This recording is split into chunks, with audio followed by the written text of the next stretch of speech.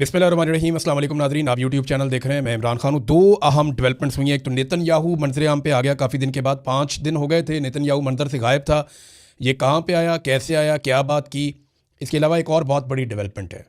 पहला स्टेटमेंट आया है ईरान के नए सुप्रीम लीडर की जानिब से, और उन्होंने जो स्टेटमेंट दिया है वो किसी सूरत मुख्तलिफ नहीं है पुराने जो शहीद हो गए आयतुल्ला खामनेई सुप्रीम लीडर थे ईरान के, उनके स्टेटमेंट से ज़्यादा मुख्तलिफ नहीं है।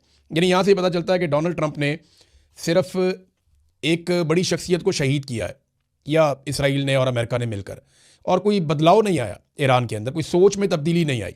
पहले मैं स्टेटमेंट आपको बताता हूँ। जो स्टेटमेंट दिया है नए सुप्रीम लीडर ने, मुश्तबा खामनेई, उन्होंने कहा मेरी वालदा, मेरे वालिद, मेरी बहन, मेरे बेटे, मेरी भांजी और मेरी बीवी को शहीद कर दिया गया, लेकिन मैं सब्र करूँगा। अल्लाह मुझे सब्र दे, सब्र के साथ तकलीफ़ बर्दाश्त करूँगा, शोहदा के खून का हिसाब लूँगा। अब उन्होंने जो अमेरिका को और इसराइल को तंबीह की है या जो वार्निंग दी है वो मैं आपको बताता हूँ। मुश्तबा खामनेई का जो पहला स्टेटमेंट है उसमें वो कहते हैं कि अमेरिका मशरिक़ वस्ता में अपने फ़ौजी अड्डे बंद करे वरना हमले जारी रहेंगे, यानी ईरान हमले बंद नहीं करेगा। फिर उन्होंने कहा कि एक एक शहीद के खून का हम बदला लेंगे, हर उस शख्स के खून का हिसाब लेंगे जो हालिया जंग और हमलों में शहीद हुआ, अपने शोहदा के खून के बदले के हक से हरगिज़ दस्तबरदार नहीं होंगे। ये जनाब एक अज़म है आयतुल्ला मुश्तबा खामनेई का। और साथ ही उन्होंने कहा कि अमरीकी फ़ौजी अड्डे फौरी तौर पे बंद होने चाहिए, जब तक वो बंद नहीं होंगे खित्ते में तब तक हम अपने हमले जारी रखेंगे। उन्होंने कहा कि मौजूदा हालात में मेरी जिम्मेदारियां बहुत बढ़ गई हैं और वो कौम की हमायत को अपनी सबसे बड़ी ताकत समझते हैं। दुआ गो हूँ कि अल्लाह मुझे कौम की बेहतर रहनुमाई करने की तौफीक अता फरमाए। फिर उन्होंने कहा दुश्मन अवाम को निशाना बना रहा है। ये उन्होंने कहा कि पूरी दुनिया देख ले, और दुनिया ने देख लिया है कि ईरानी अवाम एक अजीम और मुत्तहिद कौम है। अगर अवाम की हमायत ना हो तो किसी भी रहनुमा की कोई हैसियत नहीं होती। दुश्मन ईरान और उसके अवाम को निशाना बना रहा है, लेकिन ईरानी कौम इत्तेहाद के साथ इन साजिशों का मुकाबला करेगी। फिर उन्होंने कहा कि ईरान का जो निशाना है वो अवाम नहीं है, वो अमरीकी फ़ौजी अड्डे हैं। अपने पैगाम में उन्होंने मजीद कहा कि ईरान किसी आम शहरी या मुल्क को निशाना नहीं बना रहा, बल्कि सिर्फ फ़ौजी अड्डों को हदफ बना रहा है, और ये कार्रवाइयाँ जारी रहेंगी। फिर उन्होंने कहा कि जितने पड़ोसी ममालिक हैं उनके साथ हम दोस्ताना ताल्लुकात रखना चाहते हैं, और हमारी ये ख्वाहिश है कि उनके साथ अच्छे ताल्लुकात हों। ईरान खित्ते में अमन चाहता है, लेकिन अपने दिफा और शोहदा के खून का बदला लेने से हम पीछे नहीं हटेंगे। ये जनाब स्टेटमेंट है। पहला ही स्टेटमेंट बहुत सख्त है उनका, उन्होंने साफ कह दिया जनाब यहाँ से अड्डे लेकर जाओ। दूसरा उन्होंने कहा हमले हम बंद नहीं करेंगे। तीसरा उन्होंने कहा कि हम तो बदला लेंगे जो हमारे साथ किया गया। चौथा उन्होंने कहा कि दुनिया देख ले कि ज़्यादती हमारे साथ हुई है, हमने नहीं की। अब जो नेतन्याहू आया मंजर आम पे, ये 5 दिन के बाद आया, और नेतन्याहू के बारे में कुछ आइडिया नहीं था कि ये किधर चले गए हैं। लेकिन अब पता चला कि नेतन्याहू ने किसी नामालूम मुकाम से एक प्रेस कॉन्फ्रेंस की है। ये जो प्रेस कॉन्फ्रेंस कल की नेतन्याहू ने, इसमें मीडिया उनके सामने मौजूद नहीं था, यानी नेतन्याहू कैमरा पे था, लेकिन मीडिया के जो क्वेश्चंस हैं वो ऑनलाइन आ रहे थे, सामने मौजूद नहीं था। वो उस तरीके से नहीं थी प्रेस कॉन्फ्रेंस कि आप बैठ जाएं मीडिया में और सामने आ जाएं।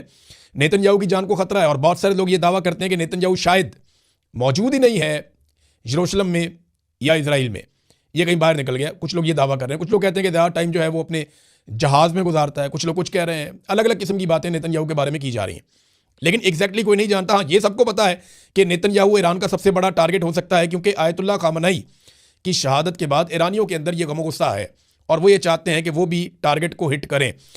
नेतन्याहू ने जो बातें की हैं उनमें चंद बातें अहम हैं। एक तो नेतन्याहू ने कहा कि इस्लाम चाहे सुन्नी हो या शिया हो, ख़ासतौर पे नेतन्याहू ने बात की इंतहा पसंद इस्लाम की, चाहे वो शिया हो चाहे वो सुन्नी हो, और ये पूरी दुनिया के लिए ख़तरा है। अब ये जो है ना, ये डेफिनेशन कैसे कर सकता है?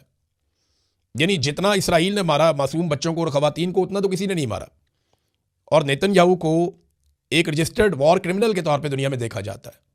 बाकायदा नेतन्याहू के खिलाफ केसेस चल रहे हैं। अब वही नेतन्याहू जो है वो पूरी एक उम्मत को या पूरे एक मज़हब के मानने वालों को वो टारगेट कर रहा है।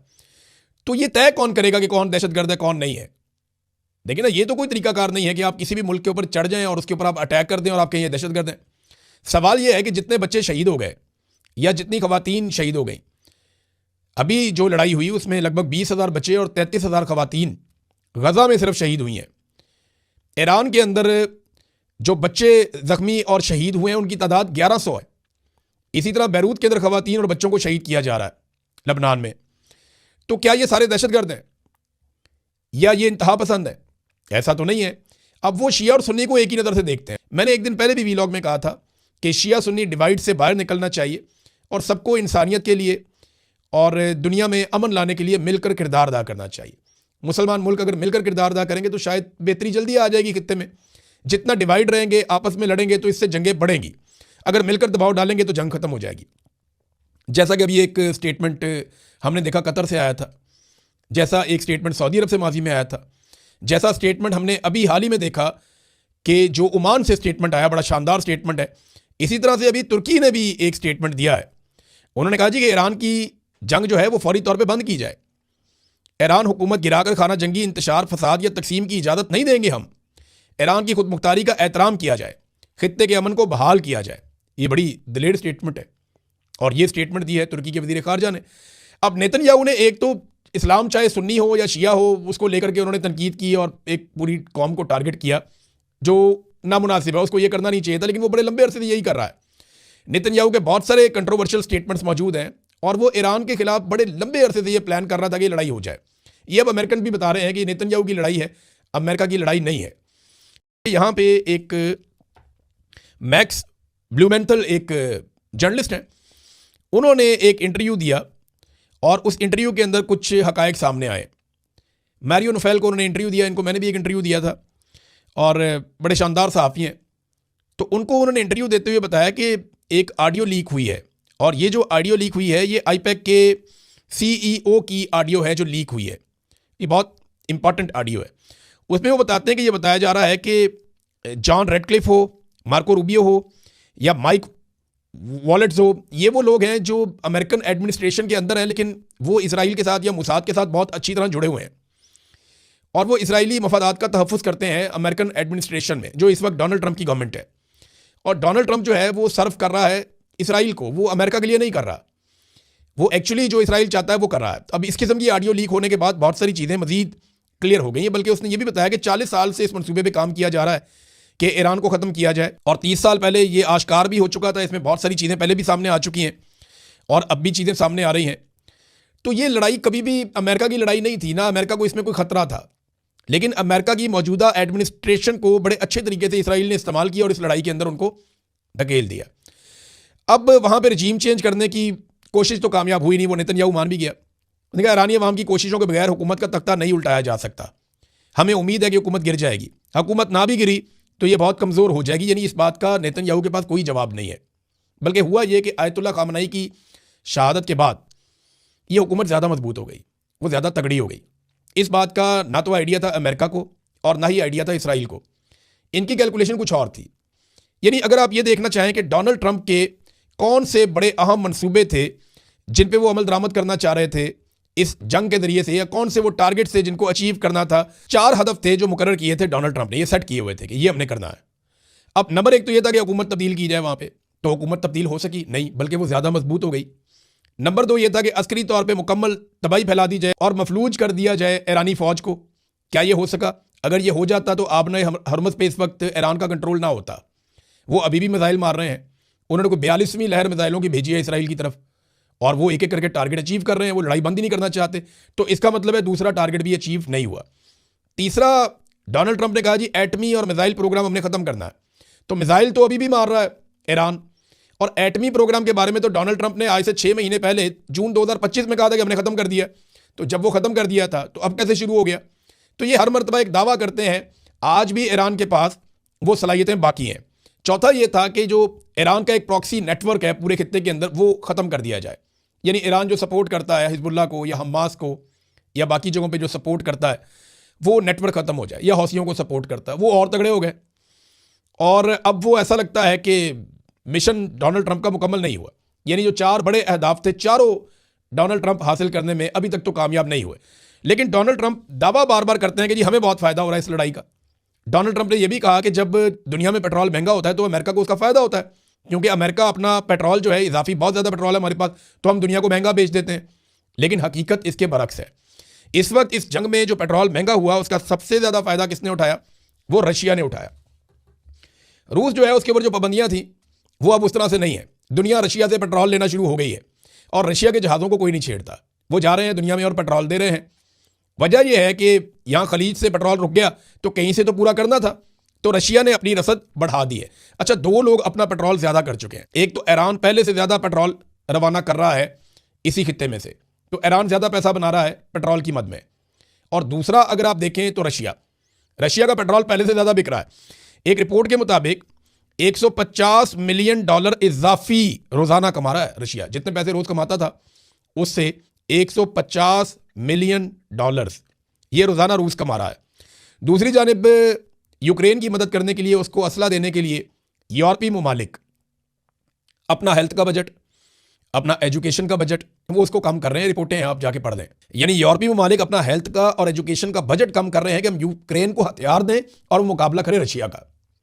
और दूसरी तरफ अमेरिका ने जो इकदाम उठा लिए हैं उनके बाद रशिया को वैसे ही फायदा हो रहा है कि उनका पेट्रोल ज़्यादा बिक रहा है और वो इजाफी $150 मिलियन रोज़ाना का कमा रहा है।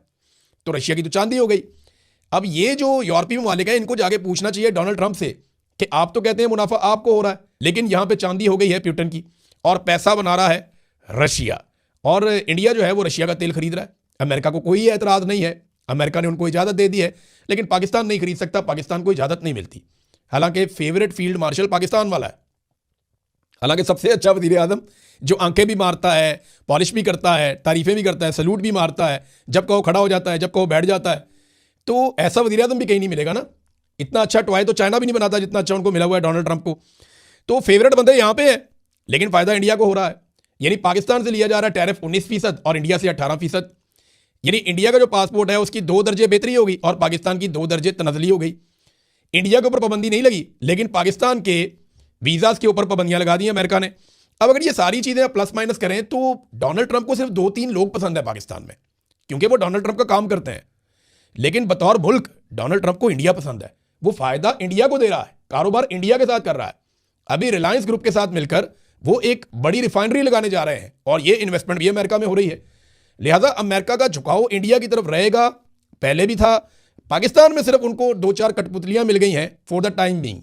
और देखें ना, अभी ये बात अमेरिकन कह रहे हैं, उनके दिफाई तज्जियाकार भी कह रहे हैं, उनकी गवर्नमेंट के ऑफिशियल भी कह रहे हैं कि अगर हमारे पास बगराम एयरबेस होती तो हम ईरान के ऊपर ज़्यादा बेहतर अटैक कर सकते। अब जब से उन्होंने कहा कि हमें बगराम एयरबेस चाहिए, तब से अब तक पाकिस्तान की एयरफोर्स अफगानिस्तान पर बार बार अटैक करती है। और वजह हमें यह बताई जा रही है कि पाकिस्तान में दहशतगर्दी हो रही है। पाकिस्तान में तो दहशतगर्दी बड़े लंबे अरसे से हो रही है और इसकी वजह सिर्फ आप अफगानिस्तान की हुकूमत में तलाश नहीं कर सकते। इन दहशतगर्दों को बनाया किसने, लाया कौन, बसाया किसने, जब तक आप उनकी अकाउंटेबिलिटी नहीं करेंगे और जब तक आप अपनी पॉलिसी नहीं बदलेंगे, पाकिस्तान में ये दहशतगर्दी खत्म नहीं होगी। आपको बैठ कर ये करना पड़ेगा। आप सिर्फ एयर स्ट्राइक्स के जरिए से दहशतगर्दी खत्म नहीं कर सकते। तो नाजरीन, डोनाल्ड ट्रंप के दावे अपनी जगह पे। द स्पेक्टेटर इंडेक्स के मुताबिक अमेरिका में गुज़िश्ता 24 घंटों में $900 अरब का नुकसान हुआ उनकी स्टॉक मार्केट में। ये नाजरीन हालात हैं वहाँ पे कि उनकी स्टॉक मार्केट नीचे जा रही है, स्टॉक मार्केट उनकी डूब रही है। और ये नुकसान इसलिए हो रहा है कि उन्होंने एक जंग छेड़ी हुई है। अमेरिका के अंदर ज़्यादातर लोग क्या बिलीव करते हैं, ये बहुत इंपॉर्टेंट है, क्योंकि डोनाल्ड ट्रंप ने लड़ाई छेड़ी थी इसलिए कि उनकी मकबूलियत में इजाफा हो जाए। और इसका सबूत ये है कि बराक ओबामा की दौरे हुकूमत में डोनाल्ड ट्रंप ने एक स्टेटमेंट दिया था। डोनाल्ड ट्रंप ने यह कहा था कि बराक ओबामा अपनी मकबूलियत को बढ़ाने के लिए ईरान के ऊपर अटैक कर सकता है, इसलिए कि बराक ओबामा के अंदर डायलॉग्स के जरिए से मसला हल करने की कैपेसिटी नहीं है। ये डोनाल्ड ट्रंप का अपना स्टेटमेंट था। और डोनाल्ड ट्रंप के दिमाग में ये बात थी कि जब भी ईरान के ऊपर अटैक कोई करेगा तो उसकी मकबूलियत में इजाफा होगा। और अब डोनाल्ड ट्रंप एक ऐसे शिकंजे में फंस गया, ये एप्स्टीन फाइल्स की मैं बात कर रहा हूँ, दीगर इशूज़ हैं अमेरिका के अंदर बहुत सारे। अमेरिका के अंदर जो इस वक्त महंगाई है, जो बाकी मामलात हैं, लोग बहुत नाराज़ हैं और डोनाल्ड ट्रंप की पॉलिसी से खुश नहीं है। तो इस वजह से इन सारी प्रॉब्लम का सोल्यूशन उसने देखा कि ईरान पे अटैक कर देते हैं। लेकिन ये अटैक पहली मरतबा ऐसा हुआ कि अमेरिका ने किसी मुल्क पे अटैक किया और उल्टा पड़ गया। वो इंतहाई गैर मकबूल किस्म का एक फैसला है। और अमेरिका की अवाम क्या समझती है, जरा ये आप देखें। अमेरिका की अवाम से जब पूछा गया कि उनके ख्याल में डोनाल्ड ट्रंप ने ये क्यों किया, तो उनकी अक्सरियत ये कहती है कि डोनाल्ड ट्रंप का ये सारा कुछ करने के पीछे जो सबसे बड़ा रीज़न है वो एप्स्टाइन फाइल से तवज्जो हटाना है। यानी अवाम की अक्सरियत ये समझती है अमेरिका में कि डोनाल्ड ट्रंप ने ये जो कुछ भी किया वो इसलिए किया कि वो एप्स्टाइन फाइल से तवज्जो हटाना चाहते हैं, और ये अवामी सर्वे के अंदर आ गई चीज़। तो ये एक हकीकत भी है और बहुत सारे सियासतदान भी ये इल्ज़ाम लगा रहे हैं। मुझे ज़ाती तौर पे भी यही लगता है कि जिस किस्म की वो फाइल है, जिस किस्म की चीज़ें उसमें आ गई हैं, अमेरिका जैसी सोसाइटी में इसको बर्दाश्त नहीं किया जा सकता। और डोनाल्ड ट्रंप के लिए ये एक गड़ा है। अब एक तरफ गड़ा है, एक तरफ खाई है, डोनाल्ड ट्रंप बीच में खड़ा है, कुछ समझ नहीं आ रही। एक पंगा ले लिया ईरान के साथ लड़ाई का, वो मतलूबा अहदाफ भी हासिल नहीं हुए, अब लोगों को भेज भेज के कह रहे हैं जनाब सुलह करवा लें। वो सुलह करने के लिए भी तैयार नहीं है, बल्कि यहां पे डोनाल्ड ट्रंप ने एक धमकी लगाई। डोनाल्ड ट्रंप ने कहा कि जी 1 घंटे के अंदर हम ईरान की बिजली पैदा करने की सलाहियत को खत्म कर सकते हैं, लेकिन हमने अभी तक ऐसा किया नहीं। देखें, ये ग्रिड के ऊपर मारेंगे और जो तवानाई का पूरा सिस्टम है ईरान का, उसको तबाह कर देंगे। ये अमेरिकन को इसका आइडिया है ये कैसे करना है, ये इजरायली भी जानते हैं कि ये कैसे करना है। और उसके बाद ईरान में एक शटडाउन हो जाएगा, ईरान के अंदर बिजली का सारा निज़ाम दरमबरम हो जाएगा और फिर वहाँ बिजली नहीं होगी। लेकिन इसके बदले में ईरान क्या करेगा, तो वो स्टेटमेंट भी आप देख लें। जैसे ये स्टेटमेंट दिया डोनाल्ड ट्रंप ने कि हम 1 घंटे के अंदर ईरान की बिजली पैदा करने की सलाहियत को ख़त्म कर सकते हैं, लेकिन हमने अभी तक ऐसा नहीं किया।